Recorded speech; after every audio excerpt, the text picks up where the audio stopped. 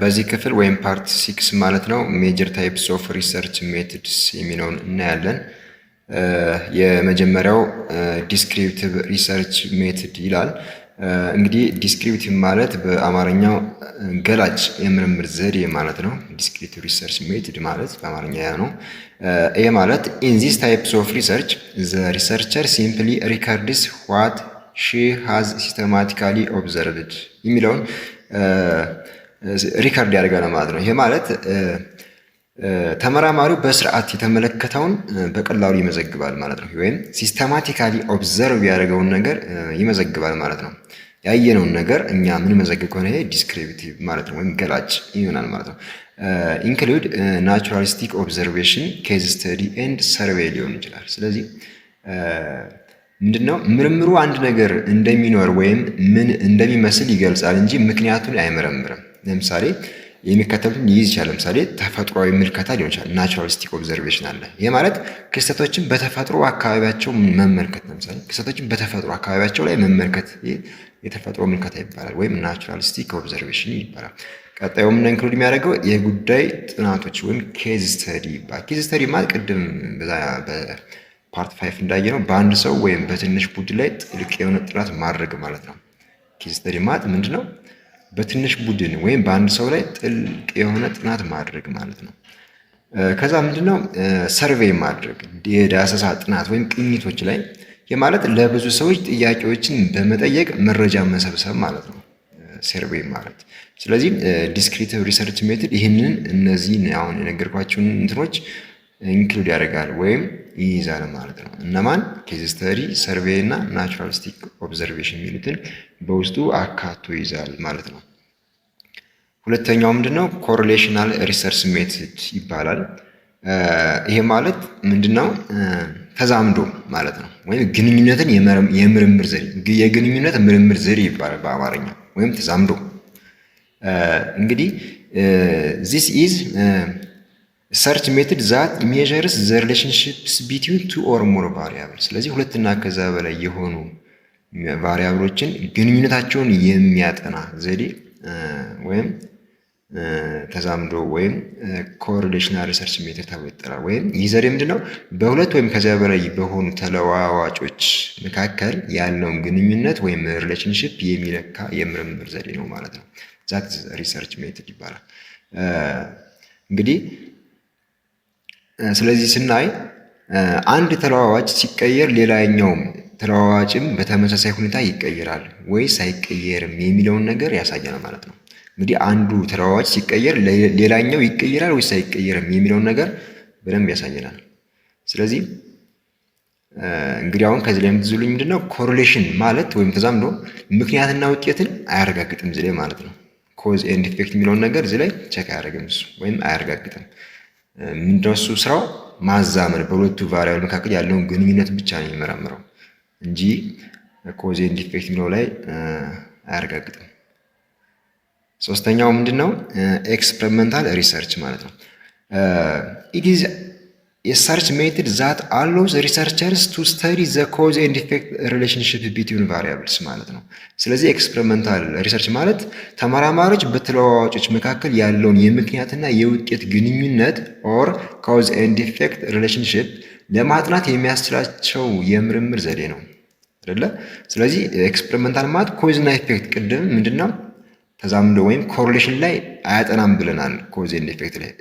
እዚህ ላይ ግን ኤክስፐሪመንታል ሪሰርች የሚባለው ግን ኮዝ እና ኢፌክትን አብሮ ያጠናል ማለት። ስለዚህ በተለዋዋጮች መካከል ያለውን ግንኙነት እና የውጤት ግንኙነት ወይም ኮዝ እና ኢፌክት ሪሌሽንሺፑን አብሮ በአንድ ላይ አድርጎ ለማጥናት የሚያስችላቸው የምርምር ዘዴ ነው ማለት ነው። ስለዚህ ሁለቱንም አብሮ ያጠናል ማለት ነው። አንደኛው ምንድነው?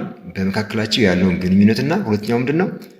በኮዝ እና ኢፌክት ሪሌሽንሺፕ ያላቸውን በደንብ ያያል ማለት ነው። ስለዚህ ተመራማሪው እዚህ ላይ ተመራማሪው አንድን ተለዋጭ ወይም ነፃ ተለዋጭ እና ኢንዲፔንደንት ቫሪያብል ሊሆን ይችላል። ስለዚህ ተመራማሪው ማለት ነው የአንድን ተለዋዋጭ ይቆጣጠራል ወይም ይለውጣል። ከዚህም ይህ ለውጥ ከዚያ ማለት ነው ይህ ለውጥ በሌላኛው ተለዋዋጭ ወይም ጥገኛ ተለዋዋጭ ዲፔንደንት እና ኢንዲፔንደንት በኋላ ምን ይሆናል የሚያስከትለው ውጤት ይመረምራል ማለት ነው። ስለዚህ ይህ ዘዴ ምክንያትና ውጤቱ ግንኙነቱን ለማረጋገጥ ከሁሉም የላቀ ዘዴ ነው ማለት ከሁሎች ቅድም ካየናቸው አጠቃላይ ኤክስፐሪመንታል ሪሰርች የሚባለው ምን ነው? ከሁሉም የላቀ ነው ማለት ነው። ዲፔንደንት እና ኢንዲፔንደንት የሚላለ እሱን በኋላ እናያለን።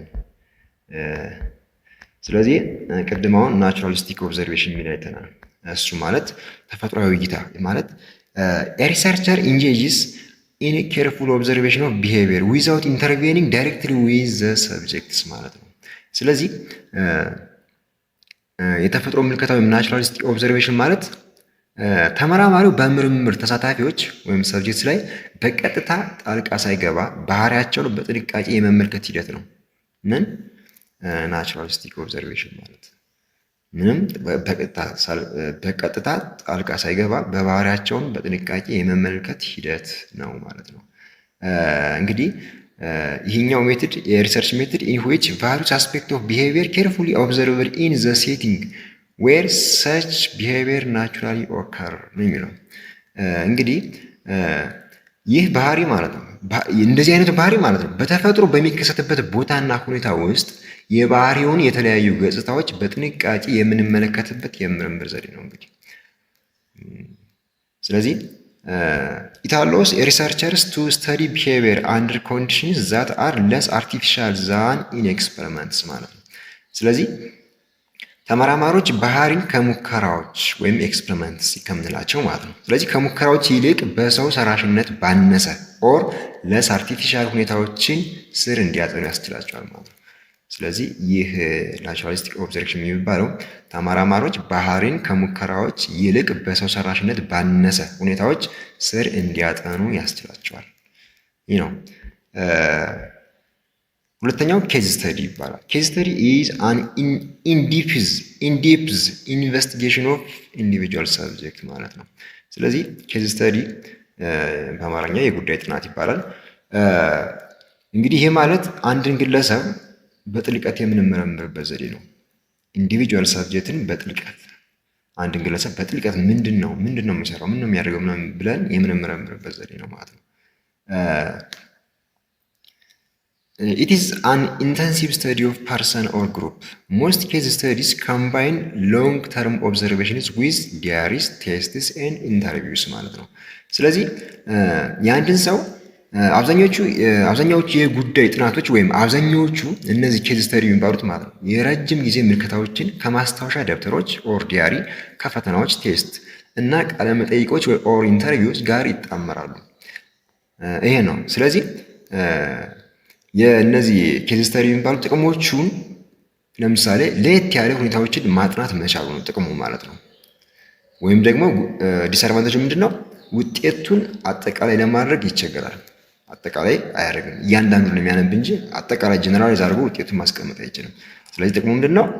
ለየት ያሉ ሁኔታዎችን ማጥናት ይቻላል። ለምሳሌ የአንድን ግለሰብ የተወሰነ ግሩፕን በኬዝ ስተዲ ማጥናት ይቻላል እንጂ እንደ አጠቃላይ ጀነራላይዝ አድርጎ ውጤቱን ማስቀመጥ አይችልም ማለት ነው። ዲስአድቫንቴጅ ይኸኛው ነው። ሰርቬይ ማለት ቅኝት ወይም የዳሰሳ ጥናት ማለት ነው። ሰርቬይ ዩዝስ ኩዌሽነርስ ኦር ኢንተርቪውስ ቱ ጋዘር ኢንፎርሜሽንስ አባውት ስፔሲፊክ አስፔክት ኦፍ ፓርቲሲፓንትስ ባክግራውንድ ኤንድ ቢሄቪየር ማለት ነው። ስለዚህ ሰርቬይ ማለት ስለ ተሳታፊዎች ፓርቲሲፓንት ማለት ነው አይደል? የኋላ ታሪክ እና ባህሪ የተወሰኑ ገጽታዎች መረጃ ለመሰብሰብ መጠይቆችን ወይም ኩዌሽነርስ ወይም ቃለ መጠይቆችን ኢንተርቪውስ መጠቀም ነው ማለት። ስለዚህ የዳሰሳ ጥናት ማለት መዳሰስ ነው አይደል? ስለዚህ ስለ ተሳታፊዎች የኋላ ታሪክና ባህሪ የተወሰኑ ገጽታዎችን መረጃ ለመሰብሰብ መጠይቆችን ወይም ደግሞ ቃለ መጠይቆችን መጠቀም ማለት ነው። ስለዚህ መጠይቆች ማለት ኩዌሽነር ማለት ነው። ቃለ መጠይቅ ደግሞ ኢንተርቪው ማለት ነው። ስለዚህ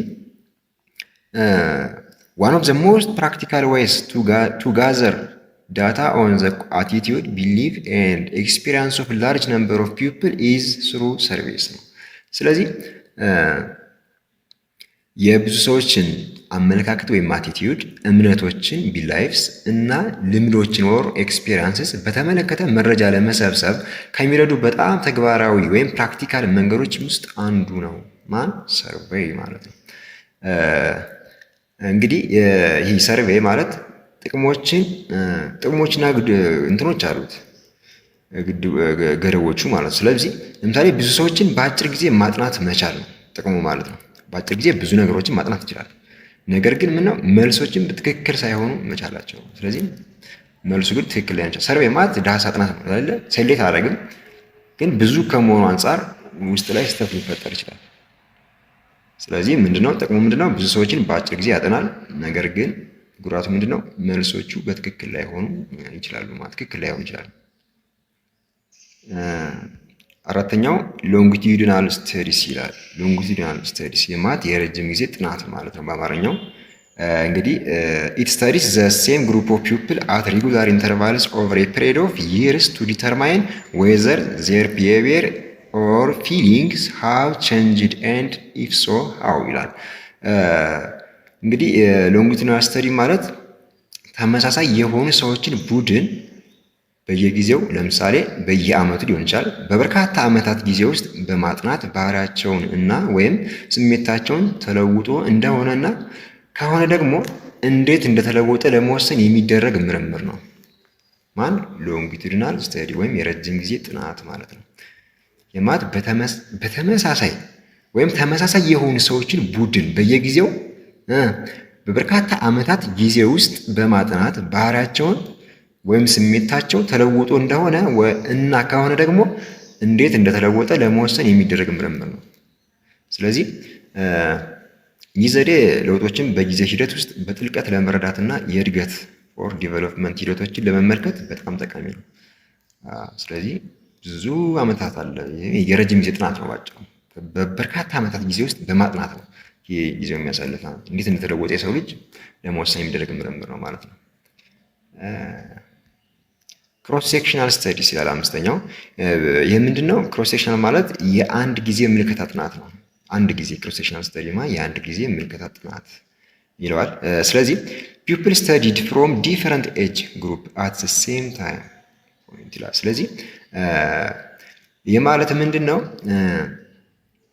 ከተለያዩ የእድሜ ቡድኖች ኦር ዲፈረንት ግሩፕ ማለት ነው የተውጣጡ ሰዎችን በተመሳሳይ ጊዜ በማሰባሰብና በማጥናት መረጃ የሚሰበሰብበት የምርምር ዘዴ ነው ደግሞ ይሄ። ስለዚህ ይህ ዘዴ የእድሜ ቡድኖችን በአንድ ጊዜ በማነጻጸር ልዩነቶች እንዳሉ ለማየት ይጠቅማል። ነገር ግን በጊዜ ሂደት የሚከሰተውን የግለሰቦችን ለውጥ አይከታተልም። ይሄ ነው እንግዲህ ክሮስ ሴክሽናል ማለት የአንድ ጊዜ ምልከታ ነው።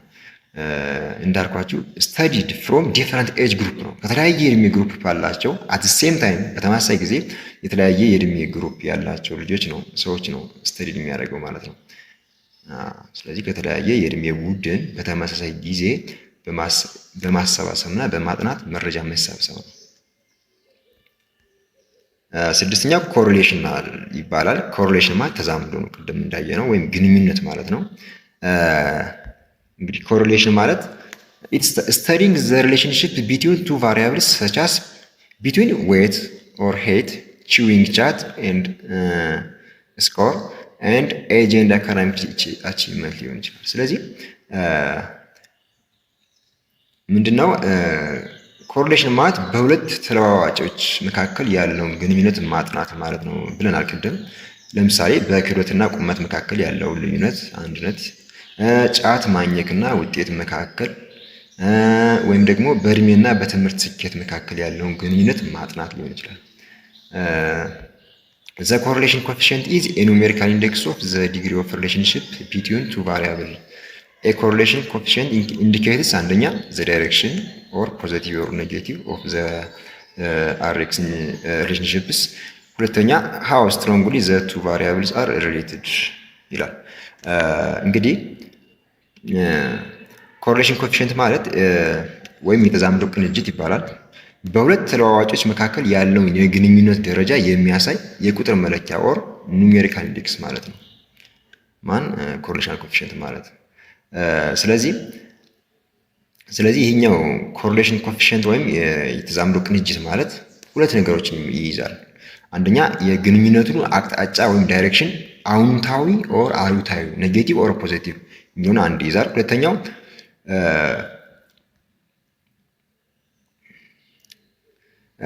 ወይም ደግሞ አሁን እዚህ ላይ ሁለቱ ተለዋዋጮች ምን ያክል ጠንካራ እንደተዛመዱ ኦር ሃው ስትሮንግሊ ሪሌትድ የግንኙነቱን አቅጣጫ ወይም ዳይሬክሽን ኦፍ ዘ ሪሌሽንሺፕ ማለት ነው። አንደኛው ይሄኛው ነው ዳይሬክሽን ኦፍ ዘ ሪሌሽንሺፕ ማለት አንደኛው ዳይሬክሽን ነው ማለት ፖዚቲቭ ኦር ኔጌቲቭ ሊሆን ይችላል ምኑ ሪሌሽንሺፑ። ሁለተኛው ሃው ስትሮንግሊ ዘ ቱ ቫሪያብልስ አር ሪሌትድ ነው። ሁለቱ ቫሪያብሎች ምን ያክል ጥንካሬያቸውን ሪሌትድ ሊያደርግ ይችላል ነው የሚለው። ስለዚህ አሁን እንግዲህ ፖዚቲቭ እና ኔጌቲቭ ኮሪሌሽን ብለናል። ፖዚቲቭ ኮሪሌሽን ማለት አዎንታዊ ተዛምዶ ነው። ስለዚህ ይህ ምንድነው? ፖዚቲቭ ኮሪሌሽን ኢንዲኬት ዛት ቱ ቫሪያብልስ ኮቫሪ ኢን ዘ ሴም ዳይሬክሽን ማለት ነው። ስለዚህ ሁለቱ ተለዋዋጮች ወደ ተመሳሳይ አቅጣጫ አብረው እንደሚለዋወጡ ያመለክታል ማለት ኢን ዘ ሴም ዳይሬክሽን ከሆነ ይህ ምነው ፖዚቲቭ ኮሪሌሽን ይባላል። ኢን ዘ ሴም ዳይሬክሽን ሲጨምር የሚጨምር ከሆነ ሲቀንስ የሚቀንስ ከሆነ ይሄኛው ፖዚቲቭ ኮሪሌሽን ይባላል። የማለት አንደኛው ተለዋዋጭ ሲጨምር ሌላኛው ተለዋዋጭም ይጨምራል ማለት ነው። አንደኛው ሲቀንስም አብሮ ይቀንሳል ማለት ነው። የማት ፖዚቲቭ ኮሪሌሽን ይባላል። ለምሳሌ የጥናት ሰዓት ሲጨምር የፈተና ውጤትም አብሮ ይጨምራል። እኛ ብዙ ጊዜ የምናነብ ከሆነ ውጤታችንም አብሮ ይጨምራል ማለት ነው።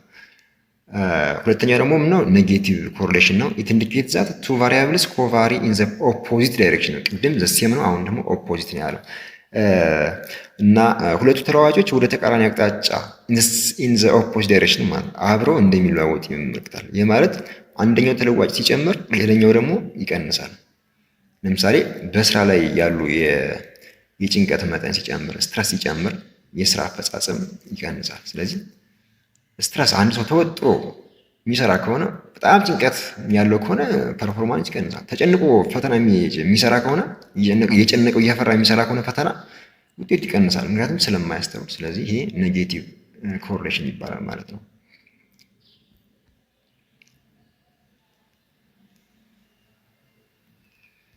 ስለዚህ ዘ ሳይዝ ኦፍ ኮፊሽንት ኢንዲኬት ዛት ስትሬንግዝ ኦፍ አን አሶሲዬሽን ቢትዊን ቱ ቫሪያብልስ ማለት ነው። ዘ ኮፊሽንት ካን ቫሪ ቢትዊን 0 ኤንድ 1 ኢፍ ፖዚቲቭ ከሆነ በ0 እና 1 መካከል ነው። ከ0 እስከ 1 ያሉ ቁጥሮች ፖዚቲቭ ናቸው። ኦር ቢትዊን 0 ኤንድ 1 ኢፍ ኔጌቲቭ ከሆነ ኔጌቲቭ 1 ለማትፈልገው ነው እዚህ ላይ እና ምንድነው የሚለው የዚህኛው ሳይዝ ኦፍ ኮፊሽንት የሚለው በሁለቱ ተለዋዋጮች መካከል ያለውን ግንኙነት ጥንካሬ ያሳያል። ለምሳሌ ቅንጅቱ ወይም ኮሪሌሽኑ ማለት ነው ከ0 እስከ 1 ከሆነ አዎንታዊ ወይም ፖዚቲቭ ሊሆን ይችላል። ከ0 እስከ -1 ከሆነ ደግሞ አሉታዊ ወይም ኔጌቲቭ ይሆናል ማለት ነው። ስለዚህ እዚህ ላይ ኔጌቲቭ 1 ብለው እዛው ላይ ያለችው ከ0 እና 1 ብቷል። ኢፍ ኔጌቲቭ ብትሏል -1 እዛው ላይ አድርጓል። ስለዚህ ይህን እንደዚህ ሊያሳየን ይችላል ማለት ነው። ስለዚህ ኮፊሽንት ኒር 0 ኢንዲኬት ኖ ሪሌሽንሺፕስ ቢትዊን ዘ ቫሪያብል። ኮፊሽንቱ 0 ከሆነ ወይም ኮሪሌሽን ኮፊሽንት 0 ከሆነ ማለት በሁለቶች መካከል ምንም ግንኙነት የለውም ማለት ነው። ስለዚህ አንዱ ሲጨምር ይቀንሳል ወይም አንዱ ሲጨምር ይጨምራል ምንለው የለም ማለት 0 ከሆነ ኮፊሽንቱ። አንድ ወይም ኔጌቲቭ 1 ከሆነ በጣም ፐርፌክት ነው ማለት ነው። ግንኙነታቸው ፐርፌክት ነው ማለት ነው። ኔጌቲቭ 1 ወይም 1 ከሆነ ፐርፌክት ነው ማለት ነው። ለምሳሌ 1 ከሆነ ፖዚቲቭ ሪሌሽን የምንለው ቅድም። ስለዚህ 1 ከሆነ ማለት ሁለቶች ሲጨምር ይጨምራል፣ ሲቀንስ ይቀንሳል። ስለዚህ ፐርፌክት የሆነ መጨመር ወይም መቀነስ አለ። ኔጌቲቭ 1 ከሆነ ደግሞ ፐርፌክት የሆነ ኦፖዚት የሆነ መጨመር፣ አንዱ ሲጨምር በጣም ይቀንሳል ማለት ፐርፌክት ይሆናል ማለት ነው። ስለዚህ 0 ከሆነ ቅድም እንዳየነው ግንኙነት የለም ብለናል። ይህን ይመስላል። ሰባተኛው ነው ኤክስፐሪመንታል ሜትድ ነው። ኤክስፐሪመንታል ሜትድ አሎውስ ሪሰርቸርስ ቱ ዲቴክት ኮዝ ኤንድ ኢፌክት ሪሌሽንሺፕስ ነው። ምንድነው ሙከራ ማለት ነው። ኤክስፐሪመንት ተመራማሪዎች ምክንያትና ውጤት ኦር ኮዝ ኤንድ ኢፌክት ሪሌሽንሺፕስ ግንኙነትን እንዲያገኙ ያስችላቸዋል ማለት ነው። ስለዚህ ምክንያትና ውጤት ካለው ግንኙነትን እንዲገኝ ይደረጋል። ግንኙነት ማለት ሪሌሽንሺፑ እንዲገኝ ያደርገዋል ማለት ነው። ስለዚህ ኮዝ ኤንድ ኢፌክት ሪሌሽንሺፕን ዲቴክት እንዲያደርጉ ይጠቅማቸዋል ማለት ነው። ኤክስፐሪመንታል ሪሰርች ወይም ሜትድ። ስለዚህ ይሄኛው እንደዛ ይሆናል። ስለዚህ ዘ ኢንቨስቲጌተር ማኒፑሌትስ ኤ ቫሪያብል አንደር ኬርፉሊ ኮንትሮልድ ኮንዲሽንስ ኤንድ ኦብዘርቭስ ዌዘር ኤኒ ቼንጅስ ኦከር ኢን ኤ ሰከንድ ቫሪያብልስ አስ ሪዛልት ይላል። በዚህ ዘዴ እንግዲህ ተመራማሪው በጥንቃቄና ቁጥጥር ስር ባሉ ሁኔታዎች ውስጥ አንድን ተለዋዋጭ ይቆጣጠራል። ማኒፑሌት ኤ ቫሪያብል ማለት ነው። ስለዚህ እናም በዚህ ቁጥጥር የተነሳ በሁለተኛው ተለዋዋጭ ላይ ለውጥ ይከሰት እንደሆነም ይመለከታል ማለት ነው እዚህ ላይ። ስለዚህ ኤክስፐሪመንታል ቫሪያብል ማለት ነው ሙከራው ተለዋዋጭ በሙከራ ምርምር ውስጥ ሁለት አይነት ዋና ዋና ተለዋዋጮች አሉ። አንደኛው ምን ነው? ኢንዲፔንደንት። ሁለተኛው ምን ነው? ዲፔንደንት ይባላል። ኢንዲፔንደንት ማለት ነፃ ተለዋዋጭ ማለት ነው። ስለዚህ ቱ ታይፕስ ኦፍ ቫሪያብል ኢንዲፔንደንት እና ዲፔንደንት ተብሎ ይጠራሉ ማለት ነው። ኢንዲፔንደንት ቫሪያብል ማለት ኢዝ ኤ ኮንዲሽን ኦር ኢቨንት ዛት አን ኤክስፐሪመንተር ቫሪስ ኢን ኦርደር ቱ ሲ ኢትስ ኢምፓክት ኦን አናዘር ቫሪያብል ማለት ነው። ኢንዲፔንደንት ማለት ምንድን ነው? ተመራማሪው የሚቆጣጠረው የሚቀይረው ወይም የሚያስተዋውቀው ተለዋዋጭ ማለት ነው። ይህ ተለዋዋጭ ለምሳሌ ወይም ይሄኛው እንትኑ ማለት ነው። ኢንዲፔንደንት ቫሪያብል ማለት ምንድነው? ውጤቱ ላይ ተጽዕኖ ያሳድራል ተብሎ የሚታሰበው ምክንያት ነው ማለት ነው። ምክንያቱም ነው ባጭሩ ዲስኮዝ ይባላል። ጥገኛ ተለዋዋጭ ይባላል ደግሞ ዲፔንደንት በአማርኛው ማለት ነው። ዲፔንደንት ቫሪያብል ማለት በነፃ ተለዋዋጭ ወይም ምን ማለት ነው? ዲፔንደንት ቫሪያብል ማለት የቫሪያብል ዛት ኢዝ ታውት ቱ ቢ አፌክትድ ባይ ማኒፑሌሽን ኦፍ ዘ ኢንዲፔንደንት ቫሪያብል ማለት ነው። ስለዚህ ለውጥ ወይም ምክንያት ለምሳሌ በዚህ በኢንዲፔንደንት ተለዋዋጭነት ምክንያት ለውጡ እንደሚመጣበት የሚጠብቅ ተለዋዋጭ ማለት ነው። ስለዚህ ምንድነው ዲፔንደንት ቫሪያብል ማለት በኢንዲፔንደንት ቫሪያብሉ ለውጥ ምክንያት ኢንዲፔንደንት ቫሪያብል ሲለዋወጥ ምኑ የሚመጣ ኢንዲፔንደንት ቫሪያብል ሲለዋወጥ አኛው አብሮ የሚለወጥ ከሆነኛው ዲፔንደንት ቫሪያብል ዲፔንደንት ማለት ጥገኛ ማለት ነው አይደል? ስለዚህ በማን የሚጠገነው እንትኑ በኢንዲፔንደንት ቫሪያብሉ ማለት ነው። ስለዚህ ይህ ተለዋዋጭ የሚለካው በውጤት ነው።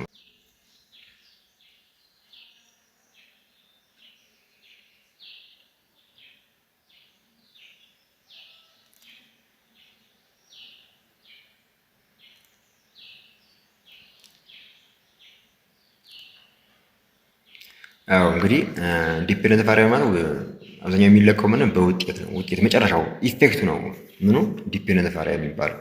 ኢንዲፔንደንት ከተባለው ምንድነው? ኮዝ ወይም ምክንያቱ ማለት ነው። እንግዲህ አሁን ይሄን ካየን ለምሳሌ ኤግዛምፕሎችን ማየት እንችላለን። ዘ ነምበር ኦፍ ሃወርስ ዩ ስተዲ አፌክት ዩር ፐርፎርማንስ ኦን አን ኤግዛም ነው የሚለው አንደኛ። ለምሳሌ ይሄ ማለት የሚያጠኑበት ሰዓት ብዛት በፈተና ውጤት ላይ ተጽዕኖ ያሳድራል። ስለዚህ ምን ነው ይሄ እንትኑ ኢንዲፔንደንት ቫሪያብሉ ማን ነው? ኢንዲፔንደንት ቫሪያብል ቅድም እንዳልኳችሁ ምክንያቱ ነው አይደለ? ምክንያቱ ነው ማን ነው? የሚያጠናበት ሰዓት ብዛት ነው። ይህ ነው የሚቀይረው አይደለ? ስለዚህ የሰዓት ብዛቱ የሚያንስ ወይም የሚበዛ ከሆነ ውጤቱ ላይ ተጽዕኖ ያሳድራል ማለት ነው። ስለዚህ ዲፔንደንት ቫሪያብል ማን ነው? ውጤቱ ላይ ነው ወይም ኢፌክቱ ላይ ነው የምናየው አይደለ? ስለዚህ በፈተና ላይ ያለው አፈጻጽም ወይም ፈተና ያመጣው ውጤት ሊሆን ይችላል። ስለዚህ በሰዓቱ ብዛት ይወሰናል። ስለዚህ የሰዓቱ ብዛት ምን ይሆናል? ኮዝ ይሆናል። ውጤት ያመጣው የፈተና ውጤት ደግሞ ምንድን ይባላል? ኢፌክት ይሆናል ማለት። ስለዚህ ኮዙ እንደምን ይቆጠራል? እንደ ኢንዲፔንደንት ቫሪያብል ይቆጠራል። ውጤቱ ደግሞ እንደ ዲፔንደንት ቫሪያብል ይሆናል ማለት ነው። ስለዚህ እኔ ብዙ ሰዓት ካነበብኩ ውጤት እሰራለሁ፣ ጥሩ ውጤት እሰራለሁ። ስለዚህ ብዙ ሰዓት ማንበቤና አለማንበቤ ነው የኔ ውጤት የሚቀይረው ማለት ነው። ስለዚህ ውጤቱ ዲፔንድ የሚለው ምንድነው? በማንበቤ ብዛት ሰዓት ነው ማለት ነው። ሁለተኛው ምንድነው? ዘ ኢፌክት ኦፍ ዋቺንግ ቫዮለንስ ቲቪ ፕሮግራም ኦን ችልድረን ቢሄቪየር ይላል። ምንድነው? የጥቃት ይዘት ያላቸው የቴሌቪዥን ፕሮግራሞችን መመልከት በልጆች ባህሪ ላይ የሚያሳድረው ተጽዕኖ ማለት ነው። ስለዚህ ቴሌቪዥን ተመለከተችና አንድ ህፃን ልጅ የልጅቱ ባህሪ ወይም የህፃኑ ባህሪ ሊቀየር ይችላል። ስለዚህ የልጅቱ ባህሪ መቀየር ውጤት ነው። የቴሌቪዥን ፕሮግራም ማየት ደግሞ ምነው እንደ ምክንያት ይቆጠራል ማለት። ስለዚህ ምክንያቱ ማን ነው? ወይም ኢንዲፔንደንት ቫሪያብል ይሆናል ማለት ምክንያቱ። ስለዚህ የቴሌቪዥን ፕሮግራሞችን መመልከት ምንድነው? ኢንዲፔንደንት ቫሪያብል ይሆናል። ውጤቱ ደግሞ የልጅቱ ባህሪ መቀየር ነው። ስለዚህ ምንድነው የሚሆነው? ዲፔንደንት ቫሪያብል ይሆናል ማለት ነው ውጤቱ።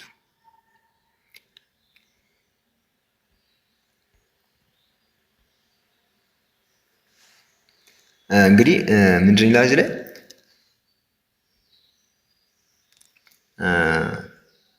ኢን አን ኤክስፐሪመንት ዘ ኢንቨስቲጌተር ታይፒካሊ አሰምብል ቱ ግሩፕ ኦፍ ሰብጀክትስ ሁ አር ትሪትድ ዲፈረንትሊ ዊዝ ሪጋርድ ቱ ዘ ኢንዲፔንደንት ቫሪያብል ዚስ ቱ ግሩፕስ አር ሪፈርድ ቱ አስ ኤክስፐሪመንታል ግሩፕ ኤንድ ዘ ኮንትሮል ግሩፕ ይባላል ማለት ነው። ስለዚህ በሙከራ ምርምር ወይም ኤክስፐሪመንት በምንለው ማለት ነው። በኤክስፐሪመንት ወቅት የተመራማሪው ብዙውን ጊዜ ከነፃው ወይም ኢንዲፔንደንት ቫሪያብል ማለት ነው። ስለዚህ ተመራማሪው ብዙውን ጊዜ ከኢንዲፔንደንት ቫሪያብል ጋር በተያያዘ የተለያየ አያያዝ የሚደረግላቸው ሁለት ሳብጀክቶች አሉ ወይም ቡድኖችን ያደራጃል። እነዚህ እንትኖች ምን ይባላሉ? አንደኛው ኤክስፐሪመንታል ግሩፕ ይባላል። ሁለተኛው ደግሞ የቁጥጥር ወይም ኮንትሮል ግሩፕ በመባል ይታወቃል። ስለዚህ ሁለት ግሩፖች አሉ፣ ኮንትሮል እና ኤክስፐሪመንታል ግሩፕ የሚባሉ አሉ ማለት ነው። ኤክስፐሪመንታል ግሩፕ የምንለው ከነፃው ተለዋዋጭ ጋር በተያያዘ ልዩ አያያዝ ማለት ነው፣ ወይ ስፔሻል ትሪትመንት የሚያግዝ የጥናት ተሳታፊዎችን ጋር ያካተለ ማለት ነው። ይሄ ማለት ዘ ኤክስፐሪመንታል ግሩፕ ኮንሲስት ኦፍ ዘ ሳብጀክት ሁ ሪሲቭ ሰም ስፔሻል ትሪትመንት ኢን ሪጋርድ ቱ ዘ ኢንዲፔንደንት ቫሪያብል ማለት ነው። ይሄ ማለት ነው። ቢ ደግሞ ምን ይላል? ዘ ኮንትሮል ግሩፕ ኮንሲስት ኦፍ ሲሚላር ሰብጀክትስ ሁ ዱ ኖት ሪሲቭ ዘ ስፔሻል ትሪትመንት ጊቨን ቱ ዘ ኤክስፐሪመንታል ግሩፕ ይላል። ምንድነው ኮንትሮል ግሩፕ ማለት ቁጥጥር ማለት ነው አይደል? ስለዚህ ይህ ደግሞ ልዩ አያያዝን ያልተቀበሉ ነገር ግን ከሙከራው ቡድን ጋር ተመሳሳይ የሆነ ተሳታፊዎችን ያካትታል ማለት ነው አይደል? ስለዚህ ዋና ዓላማው ምንድነው? የዚህ ቡድን የሙከራው ቡድን ባገኘው ሙከራው ማለት ምንድነው?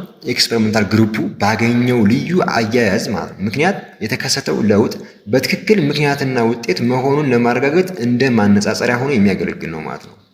ይህ ማለት ልዩ አያያዙ ባይኖርም ኑሮ ውጤቱ ምን ሊሆን እንደሚችልም ያሳያል ማለት ነው።